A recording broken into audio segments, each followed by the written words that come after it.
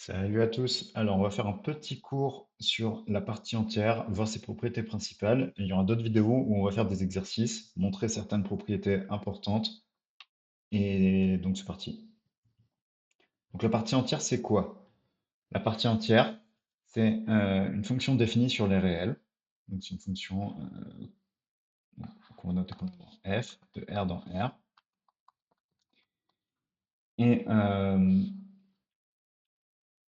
la partie entière de x, c'est l'unique entier n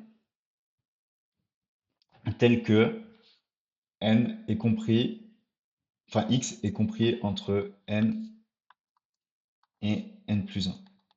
Donc ce n-là, c'est la partie entière de x. Voilà.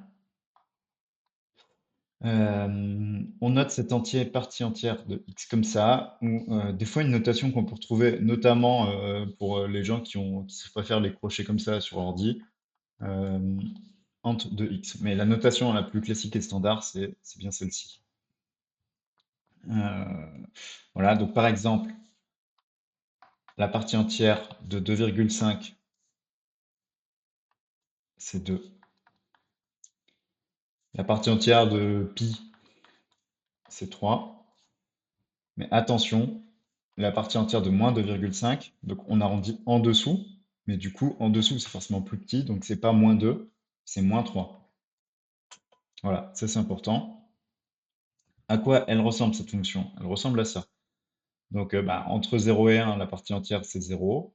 Entre 1 et 2, c'est 1. Entre 2 et 3, c'est 2. Mais entre moins 1 et 0, c'est bien moins 1. Entre moins 2 et moins 1, c'est bien moins 2, etc. Voilà à quoi ressemble cette fonction. Alors, qu'est-ce qu'on a comme propriété?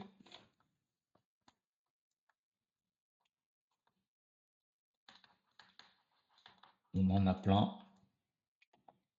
On en a plein. Donc, comme on l'a vu, c'est une fonction croissante.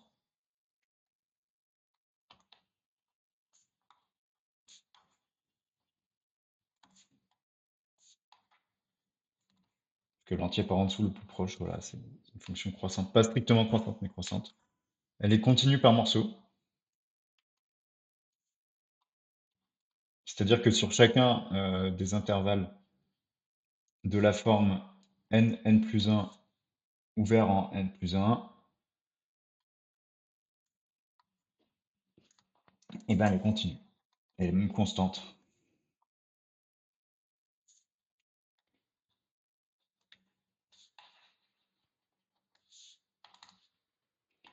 Donc, fermé en n, ouvert en n plus 1. On a quoi d'autre? On a que les dérivables sur tout intervalle inclus dans n plus 1.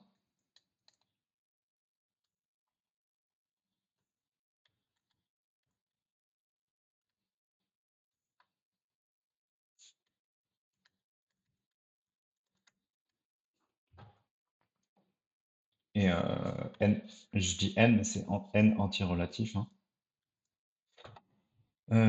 Qu'est-ce qu'on peut noter d'autre?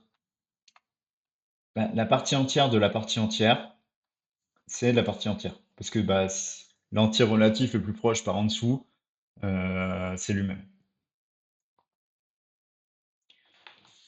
Donc par définition, ce qu'on a dit, c'est que la partie entière de x, enfin x est compris entre sa partie entière et sa partie entière plus 1. Mais dans l'autre sens, on peut dire que la partie entière, elle est toujours plus grande que x moins 1 et inférieure ou égale à x.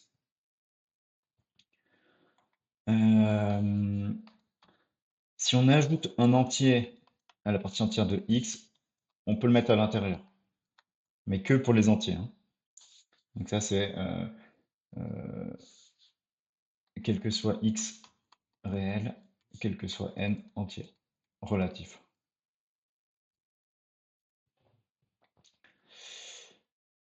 On a aussi, ça c'est une propriété qu'on va montrer dans une vidéo, dans une autre vidéo. Je pense qu'elle va apparaître en tant qu'indication.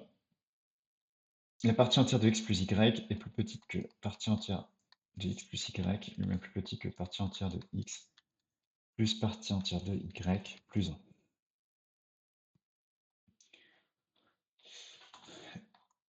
Et du coup, ce qui en découle, c'est que la partie entière de x plus la partie entière de moins x, en appliquant cette propriété-là, eh ben, ça vaut soit 0, et ça c'est dans le cas où x c'est un entier relatif, et ça vaut moins 1 sinon. Exemple, la partie entière de 2,5, ça fait 2, plus la partie entière de moins 2,5, ça fait moins 3, donc 2 moins 3, moins 1.